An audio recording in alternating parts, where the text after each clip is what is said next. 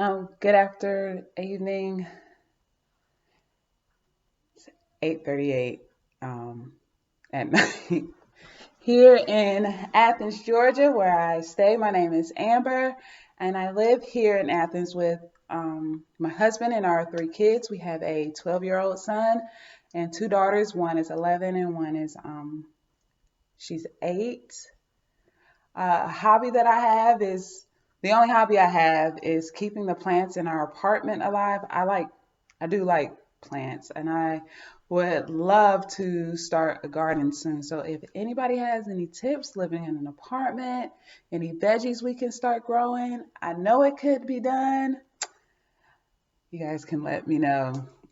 I am attending Liberty to earn my bachelor's degree in early childhood education. After I get done, after I receive that degree, I am going to enter into what is called an Ed TAP program. With that, that's just another set of classes that I'm going to have to take to get my teaching license. Right now, I work at my daughter's school in their special ed department. They're one of their EBD, extreme behavior disorder class, or ISI class, which is intensive social intervention class, which is, trying on some days, but it's a blessing to be serving in that class in that area. Sorry, I wrote everything down or some stuff down so I wouldn't forget.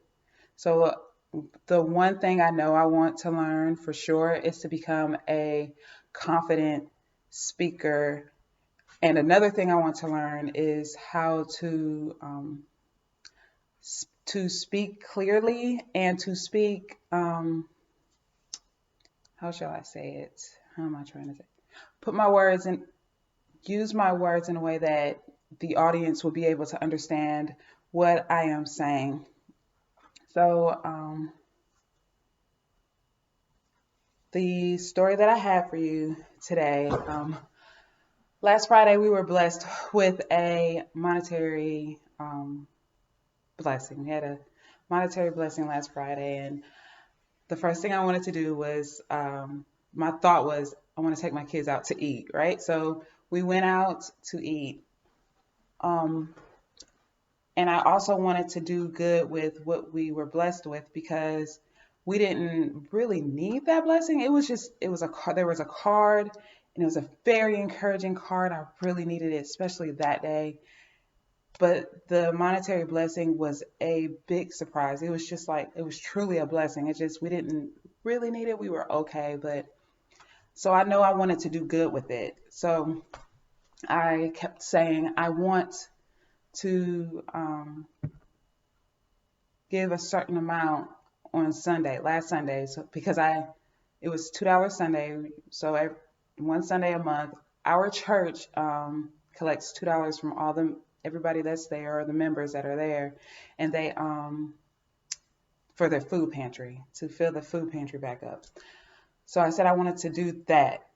So I kept saying it, and my son, we were in the car on our way to Zaxby's, and my son he said, "Well, Mama, why do you keep saying you want to? You want to?" I was like, and I knew immediately, just like that. I was like, I just knew something in me just knew, and I was like, you know what? We're going to give this certain amount. We're going to set it aside, and that's what we're giving as our the for $2 Sunday.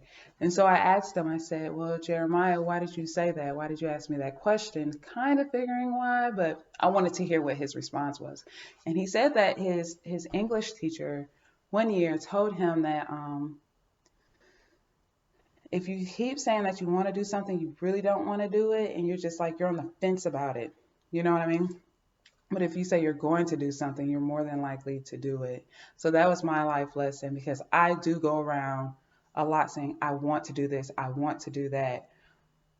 But it's just like I'm trying to convince myself, like I want to do what God tells me to do. I want to listen and sit and wait for Him to respond to a certain situation instead of saying, I'm going to wait. This is what's going to happen and having that confidence behind that.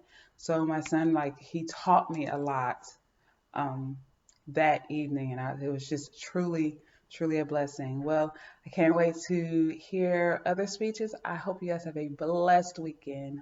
Bye.